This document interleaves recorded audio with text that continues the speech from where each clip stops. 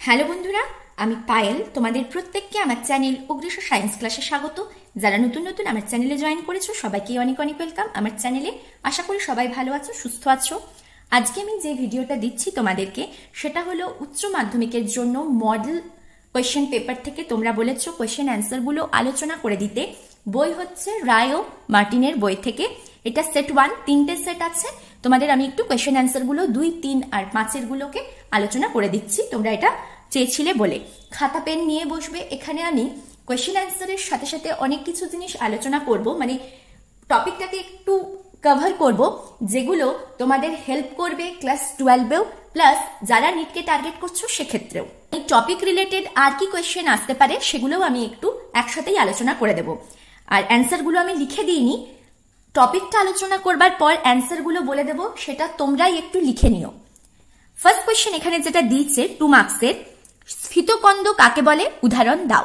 স্ফীতকন্দ এটা হলো একটা পরিবর্তিত বা রূপান্তরিত কাণ্ড। তাহলে এইটার জন্য তোমাদের যেটা দেখতে হবে, কাণ্ড মানে সেটা কাণ্ড, মূল, পাতা, এগুলো আমরা কোথায় দেখতে পাই? উদ্ভিদের ক্ষেত্রে দেখতে পাই। উদ্ভিদের কাণ্ডটা যেগুলো শাখা প্রশাখা, পাতা, ফল, মূল ধারণ করছে সেগুলো 2 প্রকারের হয়। একটাকে আমরা ঋজু কাণ্ড বলতে পারি, আরেকটাকে আমরা দুর্বল কাণ্ড বলতে পারি। এবারে ঋজু কাণ্ডেরও আবার কিছু ভাগ আছে, বিরুৎ জাতীয়, গুল্ম জাতীয়, বৃক্ষ জাতীয়। বিরুৎ জাতীয় কাণ্ড যেগুলো রয়েছে সেগুলোও ক্ষণজীবী, একবর্ষজীবী, দ্বিবর্ষজীবী, বহুবর্ষজীবী, এইরকম ভাবে ভাগ হতে পারে। এই বিরুৎ, গুল্ম, বৃক্ষ সবগুলোই হলো ঋজু কাণ্ডের অন্তর্গত। ঠিক আছে, এবার গুল্ম মানে কি শাখা প্রশাখা যুক্ত একটু ঝোপঝাড়ের মতো যেগুলো হয় সেগুলোকে আমরা বলবো গুল্ম জাতীয় উদ্ভিদ বা কাণ্ড। বৃক্ষ মানে মোটা কাঠ হবে, কাষ্ঠল, দীর্ঘ স্তম্ভ হবে, গুড়ি থাকবে, সেগুলোকে বৃক্ষ বলা হয়। এবার বৃক্ষের মধ্যেও কিছু ভাগ রয়েছে যাদের কাণ্ডে কোনো শাখা থাকে না, যেগুলোকে বলা হয় অশাখ কাণ্ড। ঠিক নারকেল গাছ যেরকম, কিছু রয়েছে পিরামিড আকার বৃক্ষ, পাইন গাছ যেরকম, দেবদারু গাছ যেরকম এমনি পিরামিডের মতো হয়ে যায় আর নিচটা কাণ্ডটা থাকছে বড় কাণ্ড। কিছু রয়েছে গম্বুজাকার বট গাছ যেরকম, কিছু আছে কিরকম তৃণকাণ্ড, সেটা বাঁশ গাছ যেরকম হয় সেরকম। এগুলো তো হলো কাণ্ডের ভাগ, কাণ্ডের মধ্যে ঋজু কাণ্ডের ভাগ। এবারে যদি দুর্বল কাণ্ড বলো সেটারও কিন্তু আবার 3টে ভাগ রয়েছে। 1 নম্বর ব্রততী কাণ্ড, অনুগামিক কাণ্ড আর রোহিণী কাণ্ড, 3টে ভাগ রয়েছে। ব্রততী কাণ্ড যেগুলো, এই দুর্বল কাণ্ডগুলো মাটির ওপর একদম আনুভূমিক ভাবে দেখতে পাওয়া যায়, তাদেরকেই বলা হচ্ছে ব্রততী কাণ্ড। যেমনি দুর্বাঘাস, কুমড়ো, এইগুলো হলো ব্রততী কাণ্ডর এক্সাম্পল। তারপরে যদি অনুগামিক কাণ্ড বলো সেগুলো কি হচ্ছে? অনুগামিক কাণ্ডগুলোও দুর্বল কাণ্ড, মাটিতে অনুভূমিক ভাবে শুয়ে থেকে বৃদ্ধি পাচ্ছে, তাদেরকেই বলা হয়। আর পর্ব থেকে অস্থানিক মূল কোন রকম সৃষ্টি হয় না, এদেরকে অনুগামিক কাণ্ড বলা হয়। অনুগামিক কাণ্ডর মধ্যে আবার কিরকম ভাগ আছে, একটা সাহিত্য বলতে পারো পুঁই গাছ, একটা হচ্ছে ঊর্ধ্ব অগ্র। ঊর্ধ্ব অগ্র মানে কি বাসন্তী গাছ, যেগুলো মাটির থেকে সামান্য উপরে উঠে থাকবে। আবার রোহিণী বা আকর্ষ যদি বলো, তাদের ক্ষেত্রে আকর্ষ বৃদ্ধি পায়, আকর্ষের সাহায্যে জড়িয়ে জড়িয়ে যদি কাণ্ডটা থাকে সেগুলো হলো দুর্বল কাণ্ডের মধ্যে রোহিণী কাণ্ডের অন্তর্গত। অপরাজিতা গাছ যেরকম, শিম গাছ যেরকম, সেগুলো পড়ে। মটরশুটি গাছ, ঝুমকোলতা গাছ, এগুলোও পড়ছে রোহিণী কাণ্ডের আন্ডারে। আবার এই রোহিণী কাণ্ড যেগুলো রয়েছে সেগুলো আকর্ষও হতে পারে, আবার হুকের আকৃতিও হতে পারে, যেটাকে অঙ্কুশ বলা হয়, যেমন কাঁঠালি চাপাতে দেখতে পাবো আমরা। আবার কখনো কাঁটাও হতে পারে, যেমনি বেত। তাহলে এগুলো হলো কাণ্ডের ভাগ। এবারে রূপান্তরিত কাণ্ড বা পরিবর্তিত কাণ্ড মানে কি বোঝায়? যখন আত্মরক্ষার জন্য, জননের জন্য, খাদ্য সঞ্চয়ের জন্য, প্রতিকূল পরিবেশে বেঁচে থাকার জন্য, এইরকম বিভিন্ন কাজের জন্য কাণ্ডটা পরিবর্তিত হয়ে বিভিন্ন আকৃতি ধারণ করে, তখন সেই বিশেষভাবে পরিবর্তিত কাণ্ডকেই রূপান্তরিত বা পরিবর্তিত কাণ্ড বলা হয়। মানে এই পরিবর্তিত কাণ্ডগুলো কিন্তু কি করতে পারে? জনন করতে পারে, মানে সেই কাণ্ড থেকে নতুন উদ্ভিদ উৎপন্ন হতে পারে, আত্মরক্ষা করতে পারে, আবার খাদ্য সঞ্চয়ও করতে পারে। যেরকম পরিবেশ হবে সেই হিসেবে কাণ্ডটাকে পরিবর্তন করায় একটা বিশেষ আকার ধারণ করাটাকেই বলা হচ্ছে রূপান্তরিত বা পরিবর্তিত কাণ্ড, যার মধ্যে এই যে স্ফীতকন্দ, যেটাকে আরেকটা নাম মনে রাখবে, স্ফীতকন্দের নাম যেটা নিটে কাজে লাগে, টিউবার বলা হয়। এই টিউবারটা পরিবর্তিত বা রূপান্তরিত কাণ্ডর মধ্যে ভূনিম্নস্থ কাণ্ডর আন্ডারে পড়ে, মানে যে কাণ্ডটা মাটির নিচে থাকছে সেই আন্ডারে পড়ছে। রূপান্তরিত কাণ্ডের একটু ভাগগুলো করে নাও। এই কোশ্চেনে, এই মডেল পেপারে স্ফীতকন্দ দিয়ে তোমাদের কোশ্চেন এসছে। নিটের জন্য বা এমসিকিউ এর জন্য ক্লাস 12 এর ফাইনাল এক্সামে সেখানে কিন্তু এই এক্সাম্পল গুলো দিয়ে পরিবর্তিত কাণ্ডের কোয়েশ্চেন আসতে পারে। তাই জন্য আমি টোটালটা একবার বলে দিচ্ছি তোমাদের, রূপান্তরিত কাণ্ড আর এক্সাম্পল গুলো তোমরা লিখে নাও। তারপরে বলছি স্ফীতকন্দ বা টিউবার কোয়েশ্চেনটার অ্যান্সারটা তোমরা কি লিখবে, খাতা পেন নিয়ে বসো, তোমরা একটু লিখে নিও, আমি ডিকটেট করব তোমাদেরকে। আমি এই কোয়েশ্চেনের অ্যান্সার গুলো আলোচনা করে দিচ্ছি তোমাদেরকে, নোট আমি বানিয়ে দিইনি, কারণ নোট আমি যদি বানাবো সেগুলো আবার দেবো তাহলে সেটা একটু টাইম টেকিং হয়ে যাবে। তাই আমি কোয়েশ্চেন দেখতে দেখতে তোমাদের সাথে আলোচনা করে দিচ্ছি, কোয়েশ্চেন গুলো তোমরা একটু লিখে নাও। যদি কোথাও এর পরেও কোনো অসুবিধা থাকে, বুঝতে না পারো, তাহলে বলো পার্টিকুলার কোন কোয়েশ্চেনটা লিখতে পারোনি, আমি সেই অ্যান্সারটা তোমাদের লিখে প্রোভাইড করে দেব। তাহলে ফার্স্টে যেটা লিখবে রূপান্তরিত বা পরিবর্তিত কাণ্ড। কাণ্ডের জেনারেল আইডিয়া ক্লিয়ার হয়ে গেছে, কাণ্ড দুটো ভাগ ক্লিয়ার হয়ে গেছে। কাণ্ডর থেকেও এক্সাম্পল গুলোর থেকেও কোয়েশ্চেন জিজ্ঞেস করতে পারে, তবে বেশি ইম্পর্টেন্ট যেটা পরিবর্তিত কাণ্ড, এই টপিকটা বেশি ইম্পর্টেন্ট। পরিবর্তিত বা রূপান্তরিত কাণ্ড লিখবে ওপরে, নিয়ে পরে ভাগ করবে মেন প্রধান তিনটে ভাগ। একটা লিখো ভূনিম্নস্থ, তারপরে হলো অর্ধবায়বীয়, আরেকটা হচ্ছে 3rd নম্বর ভাগটা বায়বীয়। ঠিক আছে, ভূনিম্নস্থ, অর্ধবায়বীয়, বায়বীয়। ভূনিম্নস্থর আন্ডারে আবার যেই ভাগগুলো আছে সেটা হলো স্ফীতকন্দ। স্ফীতকন্দ লিখবে ব্র্যাকেটে টিউবার, কারণ নিট এক্সামে তোমাদের টিউবার দিয়েই কোশ্চেন আসবে। দিয়ে দেবে নিম্নের মধ্যে কোন উদ্ভিদের টিউবার দেখতে পাওয়া যায়, তাই স্ফীতকন্দর পাশে টিউবার লিখে রাখো। নেক্সট হচ্ছে গ্রন্থিকন্দ। গ্রন্থিকন্দ ব্র্যাকেটে লিখে রাখো রাইজোম, ব্র্যাকেটে লিখে রাখো রাইজোম। ঠিক আছে, গ্রন্থিকন্দকে রাইজোমও বলা হয়। নেক্সট ভূনিম্নস্থ কাণ্ডরই ভাগ, মানে যেটা মাটির নিচে হয় সেটারই ভাগ আমি বলছি, কন্দ। এর পরের ভাগ হলো কন্দ। নেক্সট লাস্ট ভাগ হচ্ছে গুড়িকন্দ। কন্দটার ইংলিশকে বলা হয় বাল্ব। ঠিক আছে, কন্দ ফর্ম বাল্ব। গুড়িকন্দ যেটা তাকে বলা হয় কর্ম, CORM, কর্ম। ঠিক, নেক্সট হলো অর্ধবায়বীয় কাণ্ড, রূপান্তরিত কাণ্ড। এর আন্ডারে পড়ে ধাবক, ঊর্ধ্বধাবক, বক্রধাবক, লাস্ট রস্যধাবক। তো ধাবকের ইংলিশ রানার, ঊর্ধ্বধাবকের ইংলিশ শাকার, বক্রধাবকের ইংলিশ টার্মটা স্টোলন, রস্যধাবক তার ইংলিশ হচ্ছে অফসেট। প্রত্যেকটা ইংলিশ টার্মগুলো কিন্তু একটু দেখে রাখবে তোমরা, রানার, সাকার, স্টোলন, অফসেট। নেক্সট বায়বীয় আন্ডারে ভাগ লেখো কাণ্ড আকর্ষ, কাণ্ড কণ্টক। আমি লিখছি না, তোমরা এর আন্ডারে ভাগগুলো লেখো। কাণ্ড আকর্ষ, কাণ্ড কণ্টক, পর্ণকাণ্ড, ক্ল্যাডড, ক্ল্যাডড এটা মুছলাম আমি, ক্ল্যাডড, বুলবিল, মেকিকন্দ। এদের মধ্যে তোমাদের পর্ণকাণ্ডের এক্সাম্পল, বুলবিলের এক্সাম্পল স্টেম টেন্ড্রিল মানে কাণ্ড আকর্ষ, আর স্টেম থর্ন কাণ্ড কণ্টক। এদের মধ্যে পার্থক্য আর এক্সাম্পল ভীষণ ভীষণ ইম্পর্টেন্ট। ঠিক আছে, তাহলে ইংলিশ নামগুলো একটু দেখে নাও যেগুলো বায়বীয়র আন্ডারে পড়ছে। 1 নম্বর হচ্ছে কাণ্ড আকর্ষ বললাম, যাকে স্টেম টেন্ড্রিল বলা হয়। কাণ্ড কণ্টক বললাম, যেটা স্টেম থর্ন বলা হয়। পর্ণকাণ্ড বললাম, যেটা ফাইলোক্ল্যাড বলা হয়। আরেকটা বললাম ক্ল্যাডোড। তারপরে বললাম বুলবিল, বুলবিলের ইংলিশ নামকে বুলবিলি বলা হচ্ছে। মেকিকন্দ মানে হলো ইংলিশ নামটা সিউডোবাল্ব। এগুলো হলো প্রত্যেকটাই বায়বীয় কাণ্ডের ভাগ। ঠিক আছে, এরপরে এর সাথেই তোমরা একটু এক্সাম্পল গুলো লিখে নাও। রূপান্তরিত কাণ্ডের ফার্স্ট ভাগ বলেছিলাম ভূনিম্নস্থ বা মৃদগত কাণ্ড।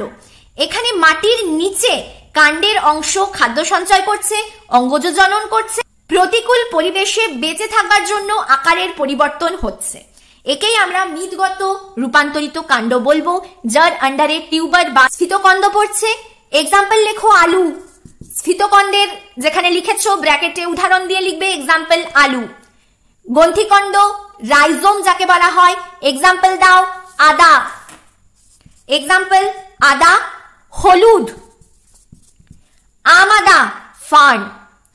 ঠিক আছে, এইগুলো হচ্ছে গ্রন্থিকন্দ বা রাইজোমের এক্সাম্পল। নেক্সট চলে যাও বাল্ব বা কন্দ। কন্দের আবার দুটো ভাগ আছে, একটা হলো টিউনিকেটেড বাল্ব মানে কি বেষ্টিত কন্দ। এক্সাম্পলটা শুনে নাও তাহলেই বুঝতে পারবে। পেঁয়াজ, পেঁয়াজটা কিরকম, যেই শল্কগুলো রয়েছে একটা একটা বেষ্টন করে রয়েছে সেইটাকে বলা হয় বেষ্টিত কন্দ পেঁয়াজ। আরেকটা হলো স্কেলি বাল্ব। স্কেলি বাল্ব মানে একটা শল্কর মতনই থাকে, এক একটা কোয়া। এক্সাম্পল হলো রসুন। এই দুটোই হচ্ছে কন্দ বা বাল্বের এক্সাম্পল। 4 নম্বর ভাগ ভূনিম্নস্থ কাণ্ডের গুড়ি কন্দ। গুড়ি কন্দের মধ্যে এক্সাম্পল হলো ওল। প্রত্যেকটা এক্সাম্পল ভীষণ important, competitive exam purpose, NEET purpose, class 12 final exam purpose. যেগুলো মডেল পেপারে কোয়েশ্চেন দিয়েছে শুধু যে এই এরিয়াগুলোর থেকেই কোয়েশ্চেন আসবে সেটা নয়। কোনো মডেল পেপারের কোয়েশ্চেন সলভ করা মানে হলো তোমার পুরো বইটার কনসেপ্ট ক্লিয়ার হয়ে গেছে, সবকিছু তুমি বুঝে গেছো, জিনিসগুলো কতটা মনে আছে সেটা রিভিশন করার জন্য কোয়েশ্চেনগুলো তুমি প্র্যাকটিস করছো, টাইম ধরে লিখতে পারছো কিনা তার জন্য মডেল টেস্ট পেপারের কোয়েশ্চেনগুলো থাকে। শুধু যদি তোমরা বই না পড়ে আগেই মডেল কোয়েশ্চেন পেপার ধরো আর যেগুলো মডেল কোয়েশ্চেন পেপারে কোয়েশ্চেনগুলো এসছে শুধু সেগুলোকেই ফোকাস করো, তাহলে কিন্তু ভালো নম্বর তোলা সম্ভব নয়। 5 মার্কস তুলে নেবে কিন্তু খুব ভালো নম্বর তুলতে পারবে না। তাই জন্য সবার আগে যে কাজটা করবে, যদি এখনো পর্যন্ত পড়োনি, পড়া শুরু হয়নি, ফাইনাল এক্সাম হতে টাইম আছে, মার্চে তোমাদের এক্সাম হবে এইচএস, তার আগে যতটা টাইম পাচ্ছ সেই টাইমটাতে বইটা একবার ভালো করে রিডিং পড়ো, কনসেপ্ট গুলোকে ক্লিয়ার করো, একটু বুঝে বুঝে পড়ো, তাহলে এই জিনিসগুলো মনে থাকবে। পড়তে হবে এই স্ট্রেস নিয়ে ডিমোটিভেট হয়ে বা টেনশন করে কিন্তু টাইম ওয়েস্ট করে লাভ নেই। এতদিন পর্যন্ত যে কারণেই হোক পড়া হয়নি, এরপরে কাজ হলো কি পড়তে হবে, আর সেটা কে করবে, তোমাকে করতে হবে। যাদের যাদের এখনো পর্যন্ত পড়া হয়নি বইটা খুলে পড়ো, টাইম আছে, প্রত্যেকটা সাবজেক্টই ভালোভাবে হয়ে যাবে। বায়োলজি চুজ করেছো যদি তোমরা, তাহলে সেক্ষেত্রে বায়োলজি, ফিজিক্স আর কেমিস্ট্রি মানে নিটকে টার্গেট করছো এটা আমি ধরে নিতে পারি, বা এই 3টে সায়েন্স সাবজেক্ট নিয়ে তোমরা গ্রাজুয়েশনও করতে পারো, বিএসসিও করতে পারো। তো যেটাই করবে, আমি ধরছি তোমরা নিট বা বিএসসি নার্সিং কে টার্গেট করছো বলেই বায়োলজি সাবজেক্টটাকে রেখেছো, আইআইটি জ্যাম কে টার্গেট করছো, তার জন্য কিন্তু টোটাল বায়োলজির কনসেপ্ট গুলোকে আগে ভালো করে পড়তে হবে, তারপরে কোয়েশ্চেন অ্যান্সার প্র্যাকটিস করতে হবে। শুধু model paper question answer solve করে নিট ক্র্যাক করতে পারবে সেরকম কিন্তু নয়। বেসিক কনসেপ্ট কিন্তু খুব ভালোভাবে পড়তে হবে নিটের জন্য, বিএসসি নার্সিং এন্ট্রান্সের জন্য, এনএম জিএনএম এর জন্য এখনো সময় আছে। বইটা ভালো করে রিডিং পড়ে কনসেপ্ট গুলোকে ক্লিয়ার করো। কনসেপ্ট রিলেটেড যদি কিছু প্রবলেম থাকে তাহলে অতি অবশ্যই কমেন্টে জিজ্ঞেস করে নিতে পারো। ক্লাস 12 এর জন্য যেই এমসিকিউ গুলো আমি সলভ করিয়েছি 2023 তে দিয়ে দিয়েছি কোয়েশ্চেন অ্যান্সার, সেগুলো দেখবে। সাজেশন এই বছরের জন্য দিয়ে দেবো, আগে এই মডেল সেটটা করিয়ে দিই, তোমরা চেয়েছো বলে আমি চেষ্টা করছি মডেল সেটে যতগুলো কোয়েশ্চেন আছে তার আশেপাশ থেকে যে ধরনের কোয়েশ্চেন আসতে পারে বা ওই টপিক রিলেটেড যে ধরনের কোয়েশ্চেন আসতে পারে সবটাই একটু আলোচনা করে দিতে, তাহলে তোমাদের একবার রিভিশনটা হয়ে যাবে। এরপরে নেক্সট চলে আসো অর্ধবায়বীয় ভাগের মধ্যে, তার এক্সাম্পল গুলো দেখে নাও। ফার্স্টেই বললাম রানার বা ধাবক, তার এক্সাম্পল হলো থানকুনি, শুশুনি, দূর্বাঘাস। রানার বা ধাবক মানে কি, কাণ্ড যেটা রয়েছে মাটির ওপর থেকে এইরকম ভাবে সমান্তরাল ভাবে যাচ্ছে। দূর্বাঘাসের ক্ষেত্রে কি হয়, এরকম ভাবে মাটির উপরে সমান্তরালে যায়, নিচে মূল আছে, তারপরে এখান থেকে দূর্বাঘাস গুলো বেরোয়। এইভাবে তোমরা দূর্বাঘাস যখন তুলবে দেখবে এরকম ভাবে একটা লম্বা কাণ্ড দেখতে পাওয়া যায়, তার উপরে কিন্তু দূর্বাঘাস গুলো থাকে, সাদা মতন একটা আমরা লম্বা কাণ্ড দেখতে পাবো, সেটার আন্ডারে অনেকগুলো দূর্বাঘাস থাকছে। এই ধরনের স্ট্রাকচারটাই হচ্ছে ধাবক বা রানার কাণ্ড, রূপান্তরিত কাণ্ডের এক্সাম্পল দূর্বাঘাস, থানকুনি, শুশুনি, আমরুল, প্রত্যেকটা এক্সাম্পলই ইম্পর্টেন্ট। ঊর্ধ্বধাবক বা সাকার যেটা বললাম তার এক্সাম্পল লেখো চন্দ্রমল্লিকা। এক্সাম্পল হচ্ছে ঊর্ধ্বধাবকের চন্দ্রমল্লিকা। সাকার যেটা বক্রধাবক যেটার ইংলিশ নাম স্টোলন, ইংলিশ নামগুলোও একটু দেখে রাখবে। কম্পিটিটিভ এক্সাম বিশেষ করে নিচে কিন্তু এই ইংলিশ নামগুলো দিয়েই কোশ্চেন জিজ্ঞেস করে, বাংলা নামগুলো মেনশন নাও করতে পারে, তাই জন্য বাংলার সাথে সাথে ইংলিশ নামগুলো একটু তোমরা দেখে রেখো। স্টোলন এক্সাম্পল দাও, স্ট্রবেরি। ঊর্ধ্বধাবক মানে কি, কনসেপ্টটা কিরকম, প্রথমে কিছুটা কাণ্ড ভূমির নিচে হয়ে যায়, মাটির নিচে কিছুটা বাড়ে, তারপরে মাটির ওপর থেকে বায়বীয় কাণ্ডে চলে যাচ্ছে, নিয়ে ঊর্ধ্বধাবক এরকম ভাবে বাড়ে, এইটাকে বলা হয় ঊর্ধ্বধাবক। ঠিক নেক্সট হলো কি বক্রধাবক। বক্রধাবকটা কিরকম, কাণ্ডটা এই যে মূলগুলো রয়েছে সেখান থেকে আনুভূমিক না গিয়ে একটু বেঁকে যাবে, এইটাকে বলা হয় বক্রধাবক। বক্রধাবকের এক্সাম্পল স্ট্রবেরি। নেক্সট রস্যধাবক বা অফসেট, এক্সাম্পল কচুরিপানা, টোপাপানা। হয়ে গেল। তারপরে চলে এসো থার্ড রূপান্তরিত কাণ্ডের যে ভাগটা বললাম, বায়বীয় রূপান্তরিত কাণ্ড।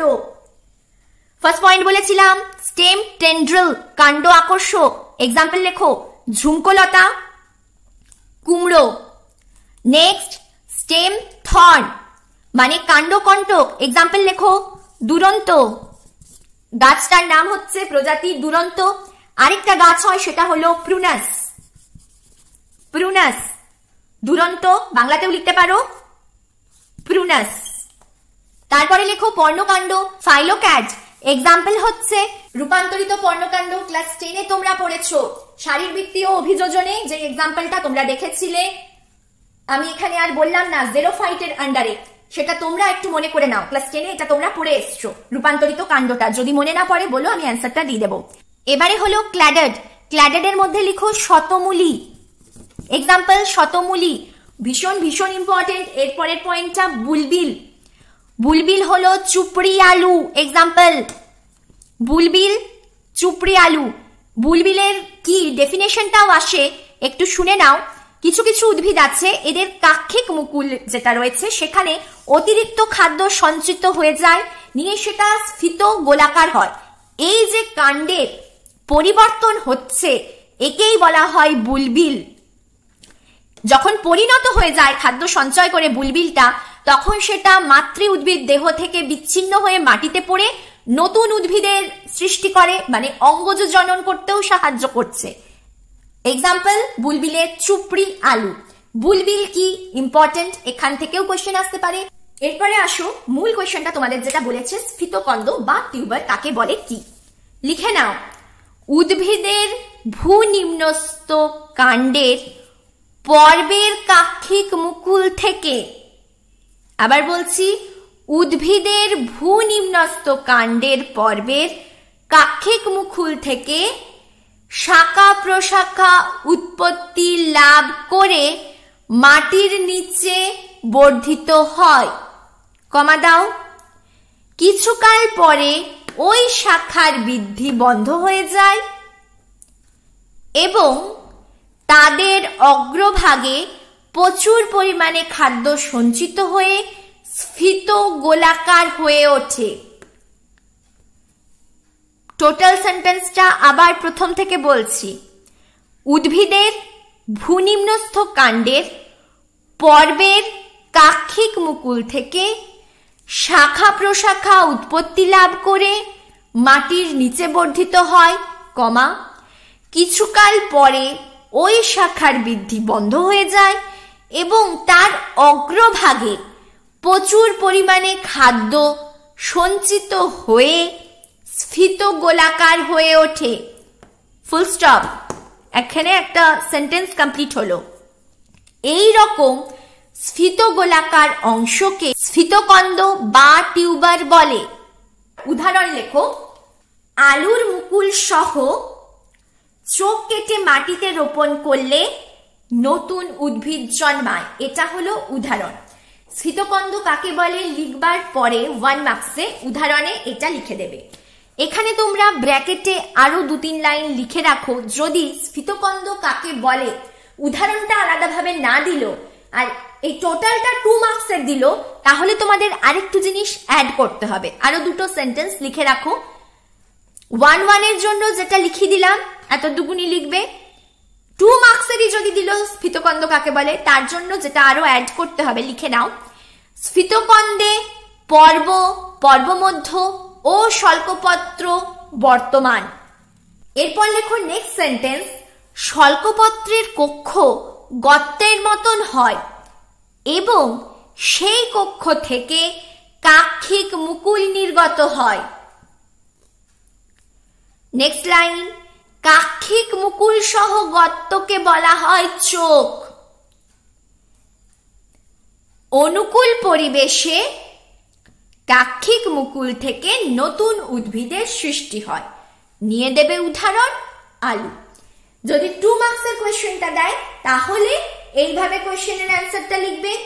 যদি 1 মার্কসের কোয়েশ্চেনটা দেয় তাহলে স্ফীতকন্দ কাকে বলে অতদূর পর্যন্ত লিখে পরে উদাহরণ দিয়ে দেবে। উদাহরণে লিখবে আলুর মুকুল সহ চোখ কেটে মাটিতে রোপণ করলে নতুন উদ্ভিদ জন্মায়। এটা হলো তোমাদের অ্যান্সার যদি 1+1 হিসেবে দেয়, কিংবা যদি 2 হিসেবে দেয় আরো কি কি অ্যাড করবে সেগুলো আমি তোমাদের বলে দিলাম। আশা করি বোঝা গেছে কি লিখতে হবে। অনেকগুলো পয়েন্ট আমি এক্সট্রা আলোচনা করে দিলাম। প্রত্যেকটা পয়েন্টই কিন্তু এইচএস পারপাস আর নিট পারপাস বা যে কোনো কম্পিটিটিভ এক্সাম পারপাস খুব ইম্পর্টেন্ট, ভালোভাবে একটু ধ্যান রাখবে। নেক্সট কোয়েশ্চেন এর সাথে দিচ্ছে অথবা দেখো আইসোগ্যামি ও উগ্যামির মধ্যে উদাহরণ সহ পার্থক্য লেখো। কথাটার টার্মগুলো দেখো, আইসোগ্যামি, উগ্যামি। যেখানে গ্যামি দেখতে পাচ্ছ মানে এটা গ্যামেট প্রোডাকশন হচ্ছে এই প্রসিডিওরটা, এটা তোমরা রিলেট করতে পারলে। এবারে গ্যামেট প্রোডাকশন কোথায় হয়? সেক্সুয়াল রিপ্রোডাকশন, যৌন জননে গ্যামেট প্রোডাকশন হয়। পুং গ্যামেট, স্ত্রী গ্যামেট, যৌন জননের একক হলো গ্যামেট। ক্লাস 10-এ তোমরা এই ইনফরমেশনটা পড়েছো। এখানে উগ্যামি আর আইসোগ্যামি হলো যৌন জননের এক ধরনের প্রসিডিওর পদ্ধতি।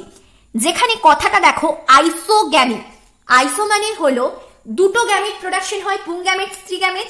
দুটো গ্যামেটই সম আকৃতির, সম প্রকৃতির, তাই জন্য নাম হয়েছে আইসোগ্যামি। দুটো গ্যামেটের আকারও এক, গুণও এক, প্রকৃতিও এক। এইরকম দুটো গ্যামেট, একটা স্ত্রী গ্যামেট একটা পুং গ্যামেটের মিলনকে বলা হয় আইসোগ্যামি। যেহেতু এখানে দুটো গ্যামেট একই রকমের দেখতে, একই রকমের গুণ, সেই জন্য একজনকে পজিটিভ স্ট্রেন ধরা হয়, একটাকে নেগেটিভ স্ট্রেন হিসেবে আমরা ধরি আইসোগ্যামি প্রসিডিওরে।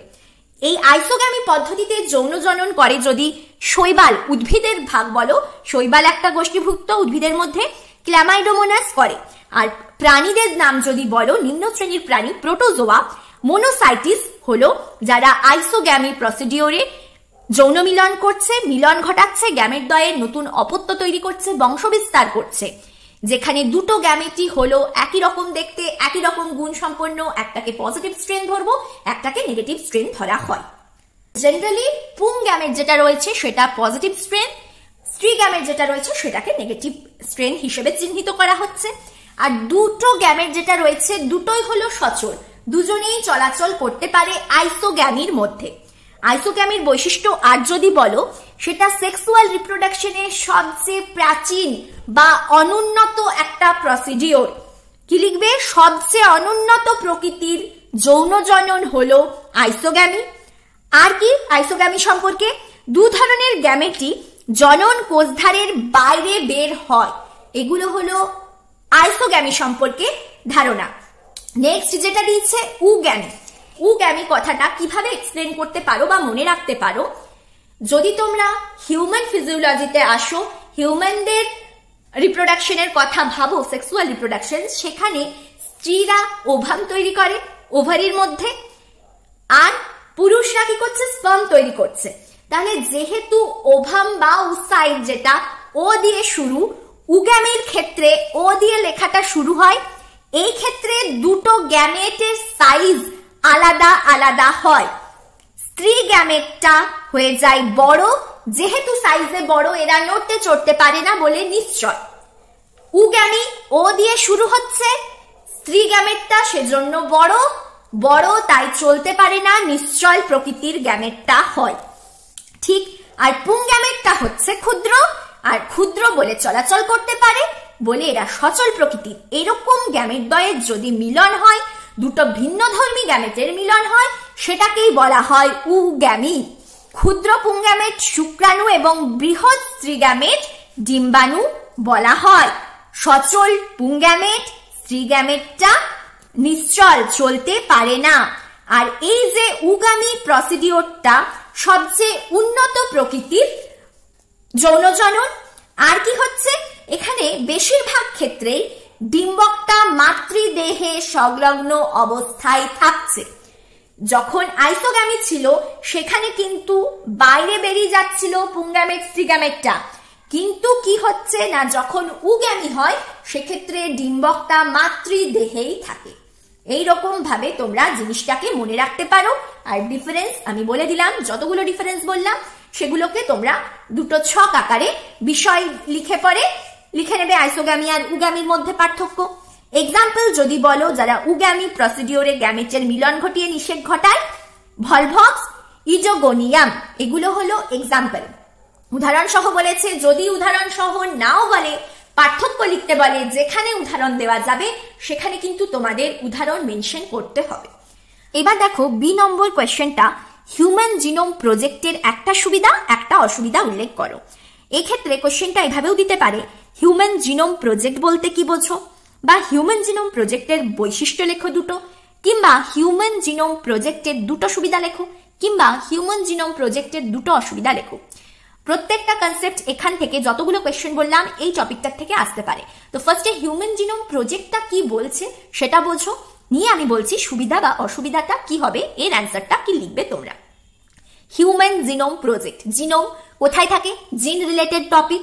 জিনটা কি বংশগতির ধারক আর বাহক, মানে হিউম্যান জিনোম থেকে আমরা কি জানতে পারবো, হিউম্যান জিনোম থেকে আমরা জিন সম্পর্কে জানতে পারবো, জিন থেকে যেই প্রোটিনগুলো তৈরি হয় সেগুলো সম্পর্কে জানতে পারবো।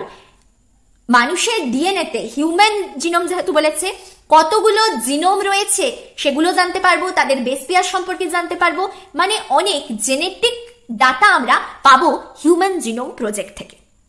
ঠিক আছে, তাহলে এইখানে তোমরা যখন লিখবে কাকে বলে, যদি বলে জিনোমের গঠন সম্পর্কে জানার ইচ্ছে থেকে হিউম্যান জিনোম প্রজেক্ট জন্মলাভ করেছে। মানুষের 24 রকমের ক্রোমোজোম আছে, মানুষের ক্রোমোজোম নাম্বার হলো 23 পেয়ার, ক্রোমোজোম নাম্বার বলছি 23 পেয়ার, যার মধ্যে 22 পেয়ার হচ্ছে অটোজোম, 1 পেয়ার হলো সেক্স ক্রোমোজোম। কিন্তু আমি এখানে 24 কি বললাম, টাইপের ক্রোমোজোম রয়েছে। ঠিক, গুলিয়ে যেও না কিন্তু কথাগুলো, বলছি মানুষের 24 টাইপ ক্রোমোজোম আছে। সেই ক্রোমোজোম গুলো 3 × 10⁹ বেস পেয়ার ডিএনএ তে কত জিন আছে সেটা নির্ণয় করবার জন্য 1990 খ্রিস্টাব্দে হিউম্যান জিনোম প্রজেক্টটা গঠিত হয়। কত জিন রয়েছে, সেগুলোর কাজ কি, কিরকম ভাবে থাকছে, প্রোটিনের জন্য দায়ী কিরকম, সেই জন্য কাজটা শুরু হয়েছিল 1990 সালে। 2003 খ্রিস্টাব্দে আমরা সমস্ত ক্রোমোজোমের ডিএনএর যে সজ্জাক্রমটা সেইটাকে জানতে পারি।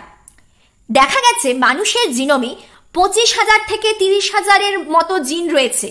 আর এই জিনগুলো যেগুলো রয়েছে সেই জিনগুলোর মধ্যে মোটামুটি 22,300, অ্যাকিউরেট ভ্যালু যদি বলো 22,284টা জিন প্রোটিন তৈরির জন্য দায়ী। কিছু না কিছু প্রোটিন এই জিনগুলো তৈরি করে, আর বাকি যে জিনগুলো রয়েছে সেগুলো ডিএনএ উৎপাদন করবার জন্য দায়ী।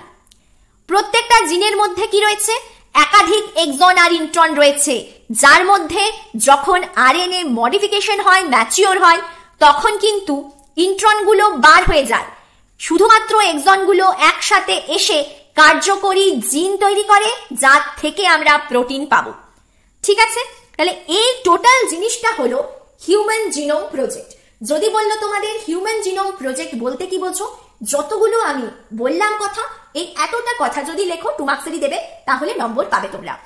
এবার যদি বললো বৈশিষ্ট্য কি হিউম্যান জিনোম প্রজেক্টে, তাহলে অতি অবশ্যই তো এটা বলতে হবে হিউম্যান জিনোমের মধ্যে জিনগুলো কতগুলো রয়েছে, তাদের কাজ কি, সেটা জানার উদ্দেশ্যে এই প্রজেক্টটা তৈরি করা হয়েছিল 1990 সালে। আর আমরা জানতে পারি ডিএনএ জিনগুলোর সজ্জাক্রম 2003 সালে।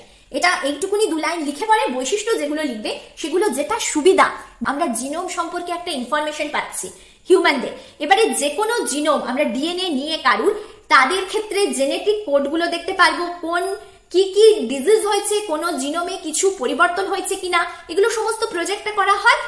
যেগুলো রয়েছে স্বাভাবিকভাবে যে জিনগুলো থাকে তার সাথে কম্পেয়ার করে এই প্রজেক্টগুলো করতে পারবো, নিয়ে একজনের জেনেটিক তথ্য ডাটা আমরা পেতে পারি, সেখান থেকে তাদের কিছু জেনেটিক ডিজিজ হলে সেগুলোকে আমরা বার করতে পারি, ধরতে পারি, সেই হিসেবে তাদের আমরা রেকমেন্ড করতে পারি মেডিসিন, সেই হিসেবে আমরা কি করতে পারি, নতুন আরো তথ্য আবিষ্কার করতে পারি যে এই ডিজিজটা হলে জিনোম এইরকম ভাবে চেঞ্জ হচ্ছে। এবার ফার্দার যদি কারোর কিছু সিমটম দেখায় যেটা কারোর হিউম্যান জিনোম প্রজেক্ট করেছি তার সাথে ম্যাচ হচ্ছে, তাহলে আমরা আবার অন্য ব্যক্তি, সেকেন্ড ব্যক্তিটার হিউম্যান জিনোম প্রজেক্ট না করে ডাইরেক্ট তাদের মেডিসিনটা দিতে পারি। মানে এটা চিকিৎসা শাস্ত্রে একটা খুব বড় রোল প্লে করছে, রোগটা নির্ণয় করতে হেল্প করছে, জেনেটিক ডিজিজ গুলো তাদেরকে প্রতিরোধ করতে হেল্প করছে। এগুলোই হলো বৈশিষ্ট্য। বৈশিষ্ট্যগুলো, সুবিধা যেগুলো রয়েছে সেগুলোই তাদের বৈশিষ্ট্য তোমরা দেবে। এবার সুবিধা আর অসুবিধা বলছি, তার আগে আরেকটা পয়েন্ট যেটা তোমরা দেখে রাখবে, এই হিউম্যান জিনোম প্রজেক্টকে কেন মেগা প্রজেক্ট বলা হয়, এখান থেকেও কিন্তু এইচএসএ কোয়েশ্চেন আসে। মেগা প্রজেক্ট এজন্যই বলা হয় কারণ এই হিউম্যান জিনোম প্রজেক্টটা অনেকটা লং টার্ম প্রজেক্ট। অনেকদিন ধরে আমরা কম্পেয়ার করব, দেখব কারোর জিনোম নিয়ে, তারপরে ডাটা কালেক্ট করব, ডাটা কালেক্ট করবার পর আগে যেই নর্মাল ডাটাগুলো রয়েছে সেখানে ম্যাচ করব, কম্পেয়ার করব। এরকম করতে করতে অনেক টাইম লাগে, অনেক যন্ত্রপাতি লাগে। আর এক্সাম যখন আমরা করছি, কম্পেয়ার যখন করছি, প্রত্যেকটা এক্সপেরিমেন্ট যখন করছি, সেক্ষেত্রে অনেক জিনিসপত্রও লাগে রিসার্চের কাজে। তো তার জন্য অনেকটা খরচা হয়। তার জন্য কি হচ্ছে না, অনেক লোকজনও দরকার হয়, কেউ এই কাজটা করছে, কেউ এই কাজটা করছে। প্রজেক্টের মধ্যে কাজগুলো ডিস্ট্রিবিউশন করে দিতে হয় যে তুমি এই কাজটা দেখবে, এই কাজটা দেখবে। তার জন্য বলছে অনেকটা টাইমও লাগে, অনেক খরচাও হয়। আবার কখনো কখনো কেউ যে জেনেটিক কোডগুলো রয়েছে সেগুলো সঠিকভাবে যদি বুঝতে না পারলো, সেই জেনেটিক কোডগুলোকে, ডিজিজগুলোকে অন্যরকম ভাবে এক্সপ্লেন করে দিল, সেক্ষেত্রে কিন্তু চিকিৎসাটা সঠিকভাবে হবে না, তাহলে একটা ভুলও হতে পারে। এগুলোই হলো অসুবিধা। আবার অনেকে নিজের জেনেটিক কোডগুলো, জেনেটিক বিষয়গুলো সবাই যাতে জানতে পারে সেই জিনিসটাও চায় না, তথ্যগুলোকে গোপন করতে চায়। কারণ জেনেটিক কোড যদি এইভাবে জানতে পারে, জিনোম প্রজেক্টে কেউ দেয় ডিএনএ, তাহলে জিন সম্পর্কিত সবকিছুই জানা হয়ে যাবে তথ্যগুলো। তো সেই জন্য এইটাও একটা ভয় থাকে। আর অনেকে এই তথ্যগুলো জেনে পড়ে, সেগুলো অপব্যবহারও করতে পারে, জাতি বৈষম্যও করতে পারে। এই সমস্ত কারণে কি হয় না, হিউম্যান জিনোম প্রজেক্ট করাটা যেরকম ব্যয়বহুল্য, অনেক টাইম লাগে, অনেক খরচা আছে, তার অসুবিধার দিকও রয়েছে। আর যেহেতু অনেকদিন টাইম ধরে এগুলো হচ্ছে, সেজন্য এটাকে মেগা প্রজেক্ট হিসেবেও বলা হয়। তো মেগা প্রজেক্টের পয়েন্টগুলো তোমরা লিখবে। আমি হিউম্যান জিনোম প্রজেক্ট আলোচনা করে দিলাম, বৈশিষ্ট্য আলোচনা করে দিলাম। এবারে যে পয়েন্টগুলো লিখবে সুবিধা আর অসুবিধা, সেগুলো একটু শুনে নাও। সুবিধা হলো কি কি, হিউম্যান জিনোম প্রজেক্টের জন্য রোগ নির্বাচন করা হয়, রোগ প্রতিরোধ করা সম্ভব হয়েছে। এই প্রজেক্ট ব্যক্তিগতকৃত ওষুধ বিকাশে সাহায্য করে, ওষুধ আবিষ্কারে সাহায্য করছে, নতুন নতুন ড্রাগ তৈরি করতেও কিন্তু সাহায্য করে। কারণ নতুন নতুন ডিজিজের জন্য কি মেডিসিন অ্যাপ্লাই করলে সেই ডিজিজটা দূর হবে, এটা একটা এক্সপেরিমেন্টের জায়গা। তাহলে গবেষণার দিকটাও বাড়িয়েছে। চিকিৎসা শাস্ত্রেও যেমনি উন্নত করছে, সেরকম গবেষণার দিকটাকেও কিন্তু উন্নত করছে। অনেক জেনেটিক ডাটা পাওয়া যায় যেটা চিকিৎসা ক্ষেত্রে আর বায়োটেকনোলজিতে অগ্রগতিতে সাহায্য করে। আর এই যে হিউম্যান জিনোম ডাটা থেকে আমরা কিন্তু ইভলিউশন সম্পর্কেও জানতে পারবো। অন্যান্য প্রাণী, অন্যান্য স্পিসিসের সঙ্গে কম্পেয়ার করে কিভাবে যে ইভলভ হয়েছে, এই হিস্ট্রি সম্পর্কেও আমরা জানতে পারি। এগুলো হলো সুবিধা। সুবিধার অনেক কটা পয়েন্ট আমি বললাম, একটা লিখতে বলেছে, তোমরা একটা লিখবে, কিন্তু যতগুলো পয়েন্ট বললাম প্রত্যেকটাই একটু মাথায় রেখো। অনেক সময় দিয়ে দিল দুটো সুবিধা লেখো, তাহলে তোমাদের এই প্রত্যেকটা সুবিধা যদি মনে থাকে, এখান থেকে দুটো পয়েন্ট তোমরা লিখে দেবে। একসাথে হয়তো চিকিৎসা শাস্ত্রটা লিখে দিলে, রোগ নির্ণয়, রোগ প্রতিরোধ, আরেকটা হচ্ছে ব্যক্তিগতকৃত ওষুধ বিকাশ তৈরি হচ্ছে, নতুন নতুন ওষুধ আবিষ্কার হচ্ছে, বায়োটেকনোলজির অগ্রগতিতে সাহায্য হচ্ছে, মানুষের বিবর্তনেও নৈতিকতাটা দেখতে পাওয়া যায়, বিবর্তন সম্পর্কেও জানা যায়। এতগুলো পয়েন্টের মধ্যে তোমরা দুটো পয়েন্ট লিখে দেবে। দুটো পয়েন্ট যেটা লিখবে, দুটো সুবিধা বললে, একটা পয়েন্টের মধ্যে অনেক কিছু জিনিস অ্যাড করে দিও, অনেক টপিকগুলো অ্যাড করে দিও, তাহলেই সেই দুটো পয়েন্টের মধ্যে অলমোস্ট সবকিছু কভার হয়ে যাবে। এবারে যদি অসুবিধা বলো, লিখে নাও। অসুবিধার মধ্যে তো অনেক দিনের এই প্রজেক্টটা, টাইম লাগে, সময় সাপেক্ষ ব্যাপার, গবেষণার জন্য অনেক জিনিসপত্র লাগে, অনেক মানুষজনের প্রয়োজন হয়, খরচা অনেক বেশি হয় এই প্রকল্পে, উচ্চ খরচ সম্পন্ন এই প্রকল্পটা। মানুষ তাদের গোপনীয় বিষয় নিয়ে, জেনেটিক কোড নিয়ে উদ্বেগে থাকে। কারণ তারা তাদের ব্যক্তিগত জেনেটিক তথ্যগুলো অন্য কারুর কাছে প্রকাশ হতে দিতে চায় না। এইটা হলো একটা অসুবিধা। আর কি, জেনেটিক বৈষম্যের ঝুঁকি আছে এই হিউম্যান জিনোম প্রজেক্টের ক্ষেত্রে। জেনেটিক তথ্য কেউ যদি ভুল বোঝে সেক্ষেত্রে কিন্তু সেই হিসেবে যদি মেডিসিন দিয়ে দেয়, কোনো ট্রিটমেন্ট ভুলভাল করে, স্বাস্থ্যের ক্ষতি হতে পারে। আর কি, জেনেটিক পরীক্ষায় নৈতিক সমস্যারও সৃষ্টি হতে পারে।